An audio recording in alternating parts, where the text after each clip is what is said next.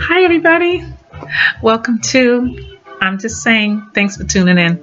Anyway, I just wanted to say that this is Christmas season, and a lot of times, Christmas isn't as happy as it should be. It's supposed to be for children, loved ones, family, get together, what have you. It's very marketed now, so the corporations love it. Um, but on a very serious note, I am concerned about children, and this is why I wanted to dedicate the show to children who are, in a very sad situation. Hold on one second. Children, give me just 1 second, okay? Thank you. Anyway, it's a little chilly. I got my beanie on. I didn't want to turn the heat up too high today, but it is what it is. Um, anyway, so I heard some very disturbing news today that really bothered me about this young woman. And believe me, I don't look for this stuff and I don't surround myself with this stuff. I just happen to be in some kind of testing mode right now in my life where God is allowing me to see certain things and hear certain things that I'm probably going to have to use later on. That's how I see it. It's everything that I do is like a seasoning portion of my life that I either need to write about it or I'm going to come in contact with someone that I might be able to help. Anyway, the bottom line is the disturbing thing was that there is a young woman who's got about four kids, a new baby, and the boyfriend grabbed one of the little girls and grabbed it by the throat and threw her against the wall. Now, this is the boyfriend, not her father. People running in and out of the apartment, drugs, whatever. It's horrible. Some of the environments that these children are born into, and when the parents are either on drugs or they're mentally disturbed, these children are pretty much held hostage. Um, Most people say all you can do is pray for them, but you can also make a phone call.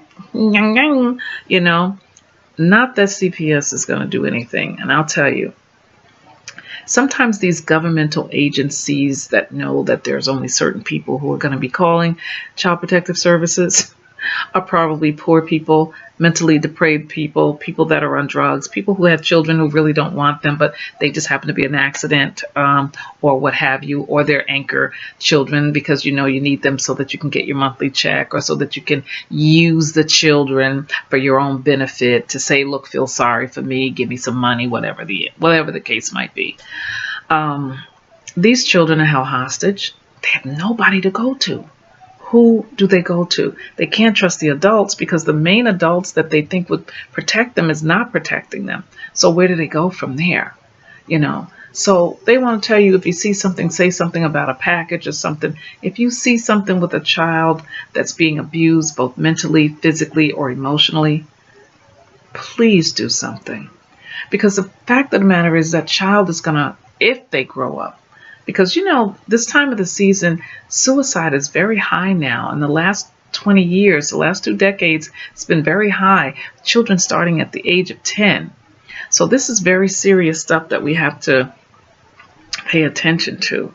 And I know people always say, it ain't my problem, I don't want to get involved, blah, blah, blah. Listen, if you can sleep with yourself knowing that a child is being abused and you're not going to do anything, then you probably don't even have a soul.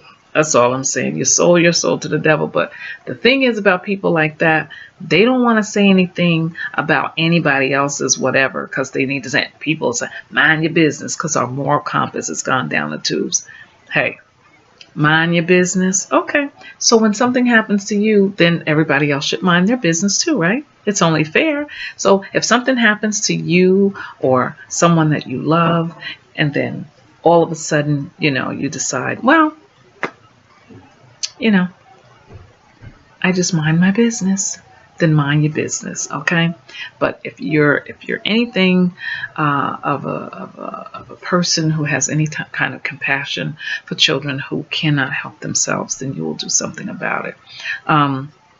Anyway, again, not every child's Christmas is going to be a happy one, and they'll find some kind of way. And again, I work with kids that are rich. I work with kids that are poor. Okay, now I mean rich. When they're not getting the proper attention, guidance, direction that they need to from a parent or from an adult, they're going to act out. So you have people who are joining gangs by the time they're 14 or 15 years old. They're on drugs, they're pregnant, what have you. They just want to escape whatever the situation is that they're in right now. So the schools have to handle them, or somebody at the jails have to handle them, something. Anyway, this is not my life, but I feel bad for the children. And I know some people say, well, you can't save everybody. These are babies. These are babies. And two of my very special babies that I'm missing tremendously this year, King and Ella. Anybody in Liberty, New York at that school, please say hi to Ella and King for me. Tell them that Grandma says she loves them and misses them very, very, very much. And, again, the parents hold those children hostage, not just thinking about themselves, because we live in a narcissistic society. It's all about me. You don't think about the feelings of the children and what they might be going through. So the children, they have no linen on their bed. Children that have, hardly any heat in their house. Children who don't even get to eat. Children whose parents tell them, go outside and play. Hopefully, if they get hit by something, then maybe they'll get some insurance. I mean, I hate to say that, but that just seems to be the way it is, Anyway, so please, we can pray for the children, but we also can take some kind of action. There's got to be some kind of organization or something that we can set up that's going to be able to help the children. And I know the parents aren't going to want it, because those are the children that they get their government benefits from. Those children are the reason why they can get people to have pity on them. They can use those children to bring something to them, and it's just not right. Okay, when you have a child, you're supposed to love it. Hey, we all make mistakes when it comes to parenting. We all do. I was a teen mother. I get it. Your brain isn't completely developed until you're about 30 years old. So you make some mistakes along the way, but you don't ever hurt them. Not physically. I mean, you might do it emotionally and spiritually without doing it on purpose, but there's always a time when you can make those wrongs right. I can't, because, I try, but, it doesn't work. And sometimes it's just not going to. But children are going to grow up with this feeling of emptiness, or they regret you or reject you for whatever. And I just wish that Christmas could be happy for everybody. Anyway, speaking of being happy, look at these adorable cards that the children made me. How you like that, Miss Ivy? Okay, thank you, Miss Ivy. I think, these are children with disabilities, and they're absolutely wonderful. They really are. I love these cards. I like this one because this one sees me as a with my locks. These are my locks that they drew. I think it's adorable. And just teaching them the ABCs of manners. How you like those apples, huh? I like this one because here, I won't show who it's from, but here, they got me taking a trip, okay? They know I need a vacation. That's all I'm saying. So anyway, I just wanted to say how much I enjoyed these, and this is not all that my front door is filled with them. But in addition to that, these were made from one of the other classes, but this one is an actual card that one of the students made in the classroom, and they have disabilities. So look at this. How do you like those apples? I love this. Isn't this fabulous? I mean, come on. And they all signed it. Ha ha ha. But I can't let you see their names. But This is a wonderful thing. I love this card. I really do. I love all the cards. I love them. The fact that they took the time and the energy to do all these things for me is just really wonderful. And children appreciate everything that you do. They really do. Anyone, strangers, anybody. And I hate to say strangers because we tell them don't talk to strangers. But, you know, a lot of times it's the people that you don't know that will come and go out of their way to try to help you. Anyway, I hope this one has not been too depressing.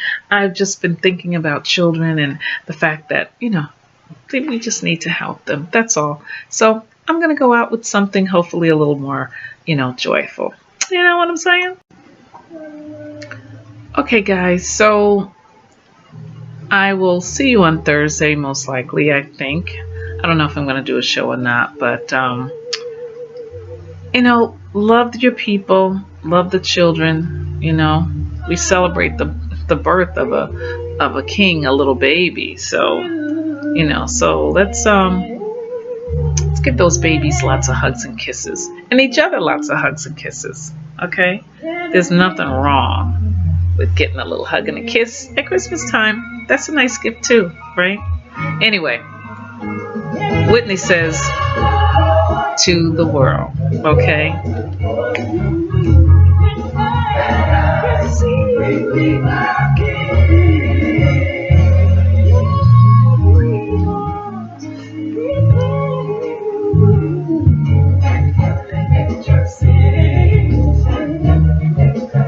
You guys, if I don't talk to you, have a joyous Christmas. Please like the show, subscribe. Thank you to all of those who have. I appreciate it. Truly do. Enjoy your holiday. Take care now.